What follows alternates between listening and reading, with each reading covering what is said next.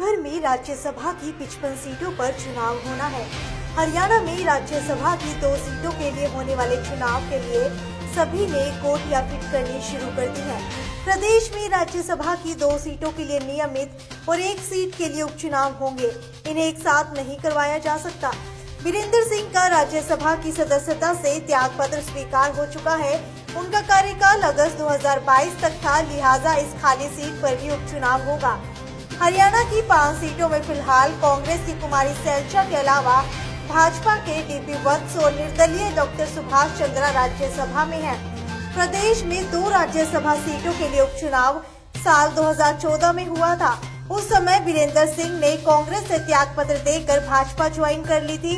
इनेलो नेता रणवीर सिंह गंगवा ने भाजपा की टिकट से विधानसभा चुनाव में मिली जीत के बाद राज्यसभा की सीट छोड़ दी थी।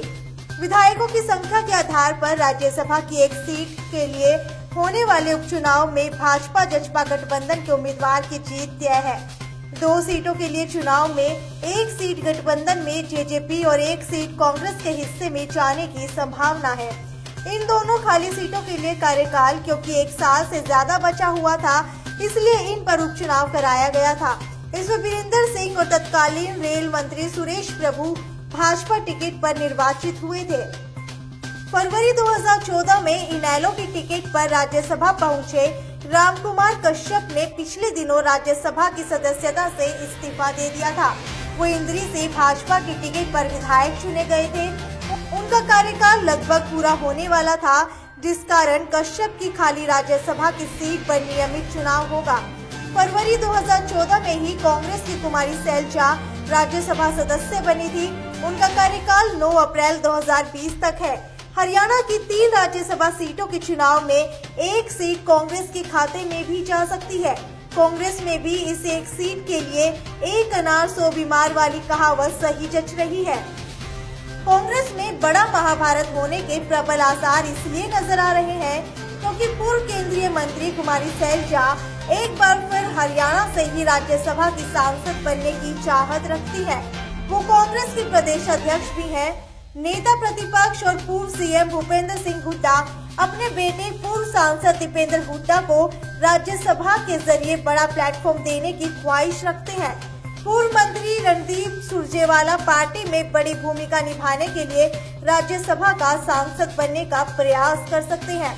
कांग्रेस के राष्ट्रीय नेतृत्व में उनकी पकड़ मजबूत होने का फायदा मिल सकता है।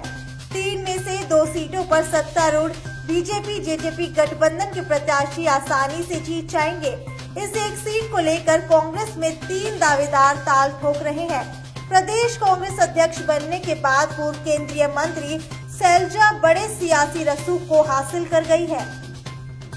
प्रदेश कांग्रेस में अपनी पैठ बनाए रखने के लिए वो हरियाणा से ही राज्यसभा सांसद बनना चाहती है। अगर वो हरियाणा से बाहर किसी कांग्रेस शासित जाकर सांसद बनेगी तो प्रदेश कांग्रेस में उनकी पैठ कम हो जाएगी, इसलिए वो अपनी मौजूदा सीट पर ही सांसद बनना चाहती है। गांधी परिवार के साथ बेहद करीबी रिश्ता होने के कारण टिकट हासिल करना उनके लिए मुश्किल भी नहीं होगा। पूर्व सीएम भूपेंद्र सिंह हुड्डा अपने बेटे पूर्व सांसद उपेंद्र हुड्डा को हरियाणा से ही राज्यसभा सांसद बनाने की ख्वाहिश रखते हैं। भूपेंद्र हुड्डा अपने सियासी विरासत को धीरे धीरे दीपेंद्र हुड्डा की तरफ बढ़ा रहे हैं। विभिन्न अदालतों में चल रहे कुछ केसों के चलते हुए दीपेंद्र हुड्डा के कदम प्रदेश की सियासत में उत्तराधिकारी के रूप में मजबूती से जमाना चाहते हैं। प्रदेश कांग्रेस में बड़ा रुतबा हासिल करने के लिए दीपेंद्र हुड्डा का हरियाणा से ही राज्यसभा सांसद बनना बेहद जरूरी है, इसलिए वो दीपेंद्र हुड्डा के लिए टिकट हासिल करने की पूरी कोशिश करेंगे। हुड्डा और कुमारी सैलजा की जोड़ी अभी तक बेहतर तालमेल के साथ प्रदेश कांग्रेस का कामकाज देख रही है।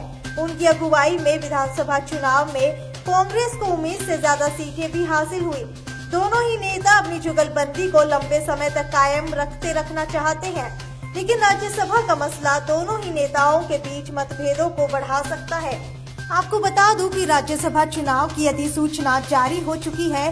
26 मार्च 2020 को होगा राज्यसभा की सीटों के लिए चुनाव। अब आने वाले दिनों में देखा जाएगा कि राज्यसभा सीट किसके हाथ लगती है। तब तक जुड़े रहिए हमारे साथ सिटी बिग न्यूज पर। ये थी साक्षी सोनी की report, city big news bureau Hisar.